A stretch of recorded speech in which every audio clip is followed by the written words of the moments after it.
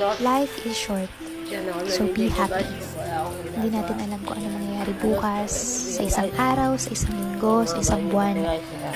So learn to forgive and love with all your heart. Huwag mo isipin yung mga taong hindi naniniwala sa'yo. I-enjoy mo lang yung buhay mo kasama yung mga taong nagmamahal sa'yo. Guys, ito na akong ginagawa guys. Dito ako naliligo guys. Ayan, ito yung nakawalanin nilang sungko guys. Yung mga nila, cottage.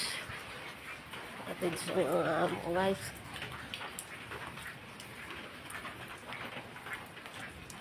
Yung kanilang isa pong bahay guys. Ang tindahan nila guys. Ayun, may dalawa silang sasakyan guys. Ayun yung mga asong pinapakain ko guys. Mamaya nga lasing ko guys. Mamaya ko guys.